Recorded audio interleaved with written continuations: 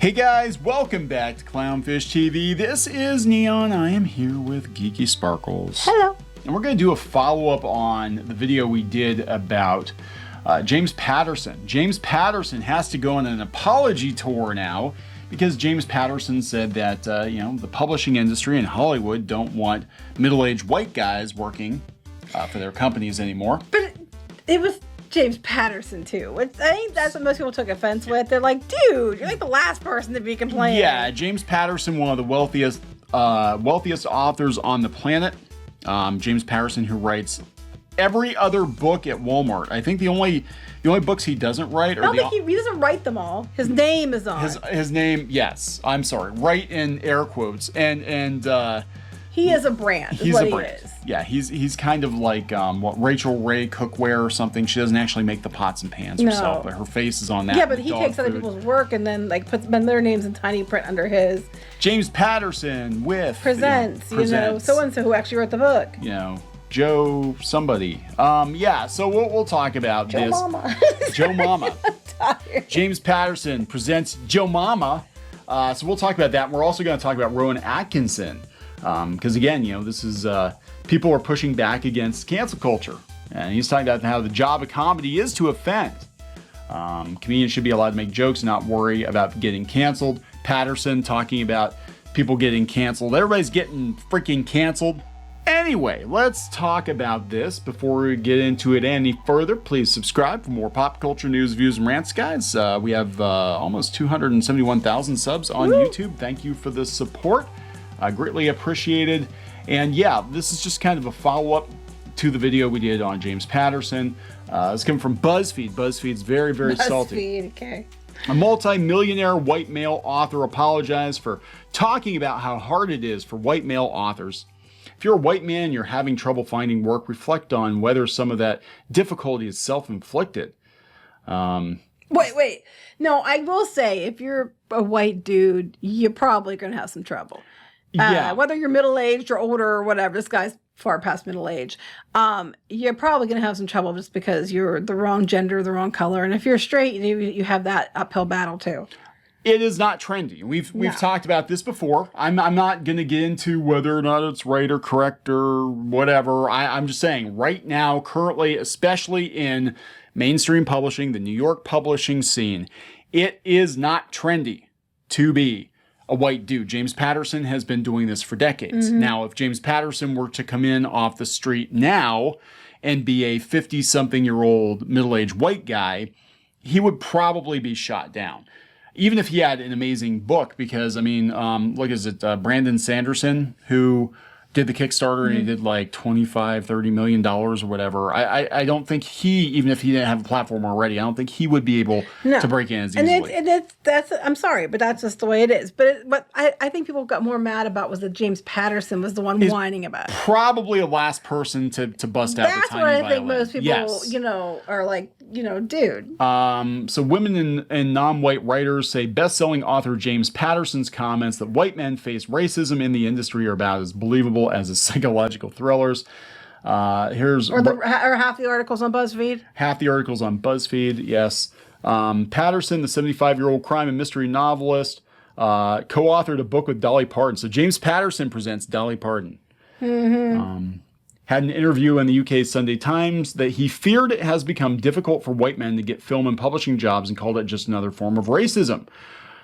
Can you get a job? Yes. Is it harder? Yes, Patterson said. It's even harder for older writers. You don't meet many 52-year-old white males.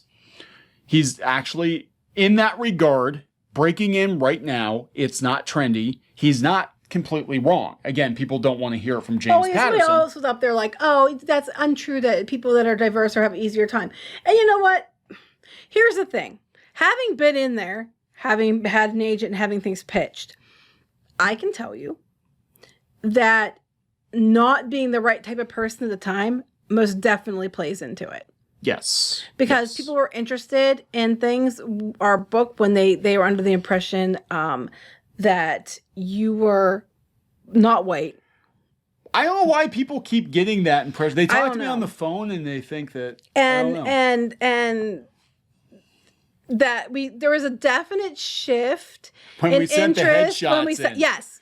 everything. Okay, so again, I can't say for 100%. But the definite there's a definite change in behavior. There was a cooling off. When we had to get our little packet together, and because we actually got our agent through phone calls and email. We actually, had people already took meetings on the book. Yeah, we're taking meetings on the book before the agent. Yeah. And if I had been single, or if Neon had been a woman, we would have had no problem. And that sounds, I'm sorry. I'm not going to mince words. I'm not going to apologize, because that's what happened. It's like there was a huge shift as soon as they saw that the picture, the whole thing just changed. There was when we sent our headshot in after we signed. Not that it should have mattered. I mean, it was like months after we signed, actually. They'd been pictured. Then we sent in for this package for this one publisher, and it was like, oh. Well, they suddenly said they aren't interested now. Yeah, and then other books that were very similar to ours, but pitched by different kinds of people. And after the fact. Just saying. Just an observation. So, I'm just saying. So, I mean, it's if people are having trouble getting book deals done, in especially young A, the young A. Young A is completely something different. In the YA demographic, there's a couple reasons for that. And I don't think necessarily has anything to do with who you like, what you look like, and what color you are, as if you want to argue. Because I know that they have very limited spots available, and at least for comics. I mean, I can't speak to the pros because I'm talking from the comics angle. It did impact ours, but if you have like 10 spots available for books that year, and 7 of them are already taken up by their perennials that they keep giving book deals to, they have 3 spots open. It is going to come into play who gets those books, but it's hard for everyone because there's only 3 spots open. Yeah, and they're going to be a little more choosy about who they pick. There was a difference in behavior. There was a difference. After the picture was out. There was a difference. Now, I mean, to be fair, the YA space is one of the most cutthroat. It is. I mean, I'm not talking, comics is cutthroat too, but like the prose space, God, we have seen so many people try to get YA authors to delete themselves, basically, and delete their careers for wrongthink. And it's all about crabs in the barrel. And so, they're going to bitch and moan. And, Patterson's living in his however many mansion in Florida. I will give him that. Patterson's like the last person to go on there and complain about. Poor me, last person to do that. So Patterson apologized 3 days after the interview was published. Probably his PR person said, "Hey, James, you might only sell, $50 billion worth of books this year instead of, $60 billion worth." He's like, I absolutely do not believe that racism is practiced against white writers, but that's exactly what you said, though. He said it's racist. Yeah, the comments made their mark on book Twitter, where members of the book community fought back against his frustrating statements. All of book Twitter coming together to tell James Patterson to shut up. So it's not even Twitter. Twitter's already insufferable enough, but now it's book Twitter? Yeah, so this is an author, what is her name up here? Roseanne Brown. She said that Patterson's comment struck a nerve with her as a black woman. It's part of an insidious pattern myself and many BIPOC authors face, where a few gains by writers of color in our industry are seen as this overwhelming wave pushing white writers out. Instead, the industry remains skewed toward white writers. The majority of people working in publishing, from the editors to sales to marketing, are also white. I would... So it's okay if she says there's racism. Right. I think that, again, in the case of Patterson, he's been there for years. I think what he was saying, again, he's the last person you want to hear from, but what he was saying is you're not going to see new writers breaking into the scene that are middle-aged white dudes because we don't want them. That's what he's saying. I'm not disagreeing with this author either, in the fact that I think until recently, even I think women in general, that there was times that they were like, that's why J.K. Rowling used the name she used, because she didn't want people to know she was a woman. And there was some bias, but that hasn't been the case for a long time. And I can tell you, for at least the last 8 years or so, if you weren't the right type of person, you didn't get through. But if you had the right check boxes, even if your stuff wasn't that good, you got put to at least to be looked at.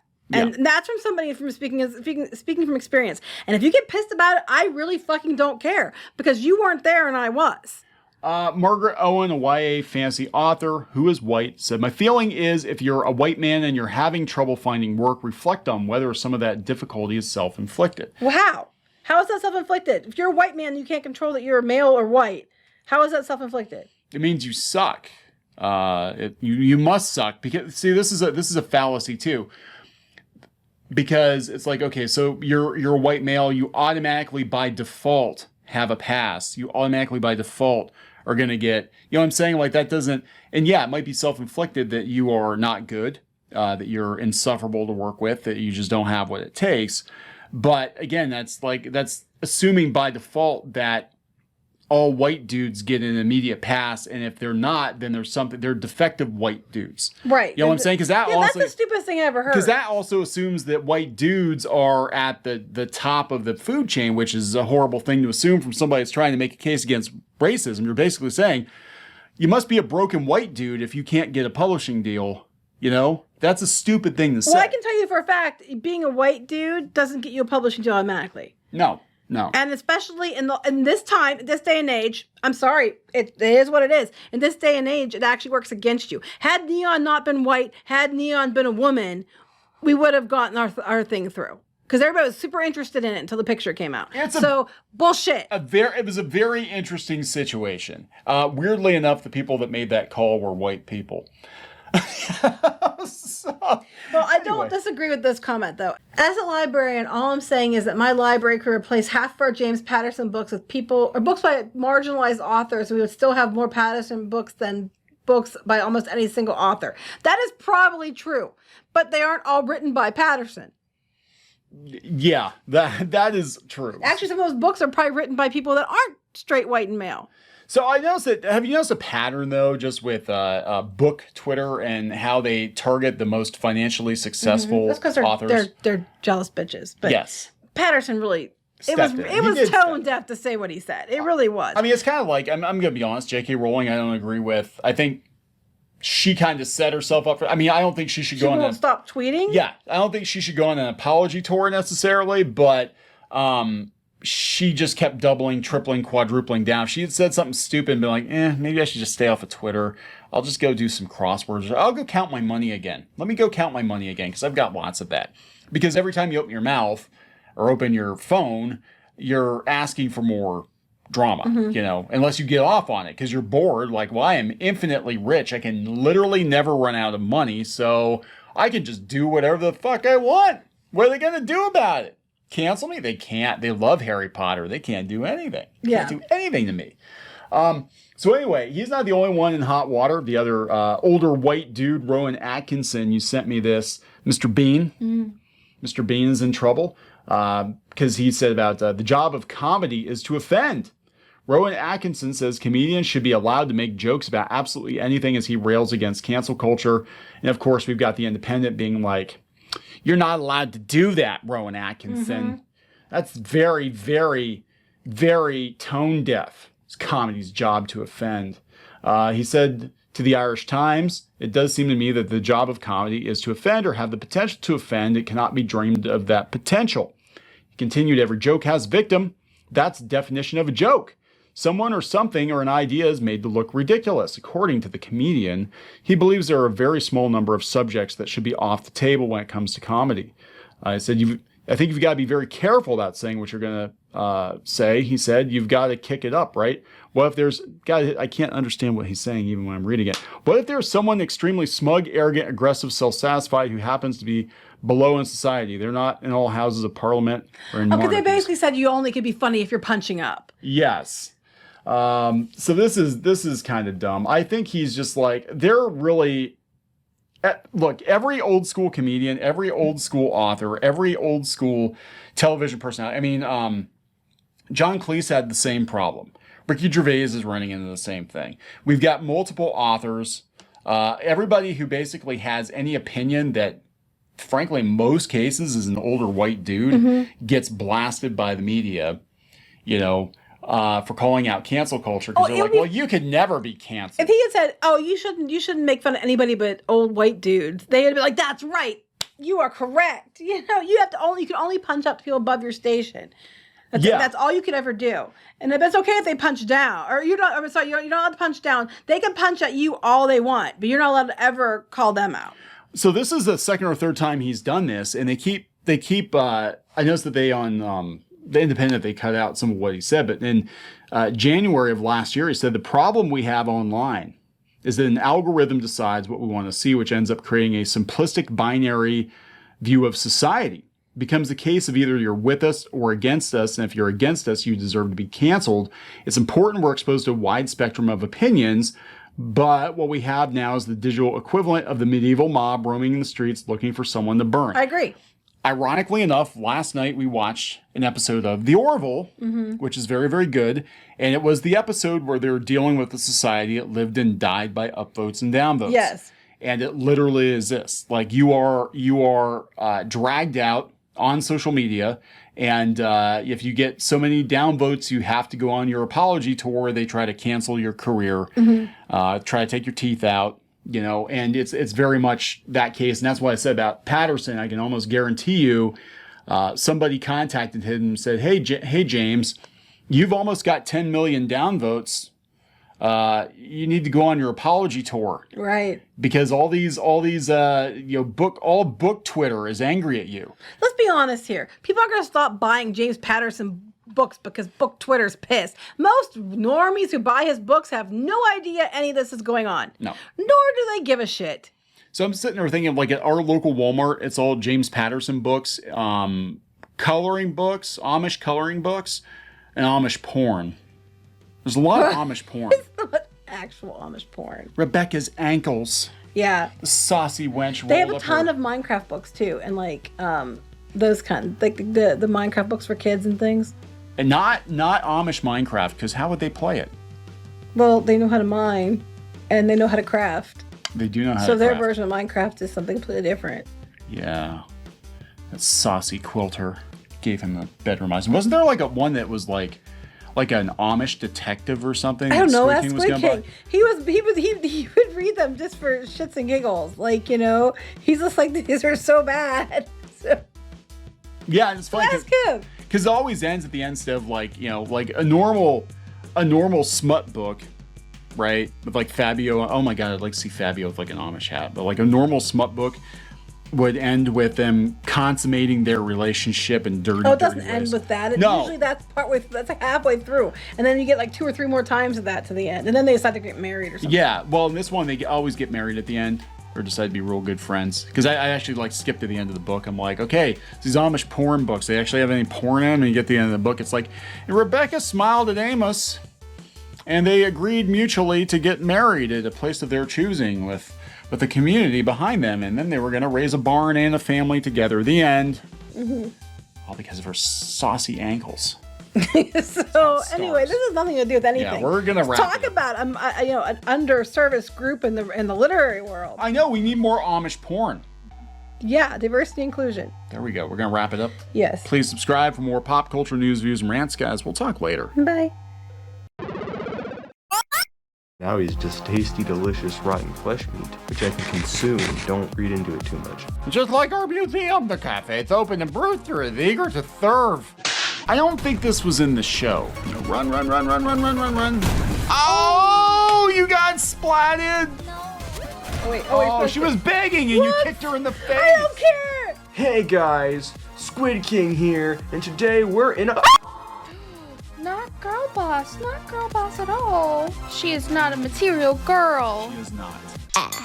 Oh, it's Christmas time here in your mom. Nobody wants to join your mom. What? Like I can't even cook kid cuisine right. I would last about 2 minutes with Gordon Ramsay. What? Where is he? He's hiding. He's hiding from you. Better. Oh my God, you've got the axe. Walker, does this look like Steven Universe? Let me punch him! Well, I'm just here for the wax.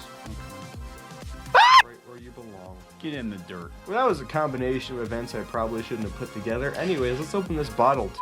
Chica Pinata. Is that official? Oh, no. There's a bootleg. Hello. I'm sorry. Hey guys, it's Diamond Tool. Let's make a farm. Like and subscribe and buy my merch. I mean, while you're here, you guys should like really like and subscribe and buy our merch, all of which we have.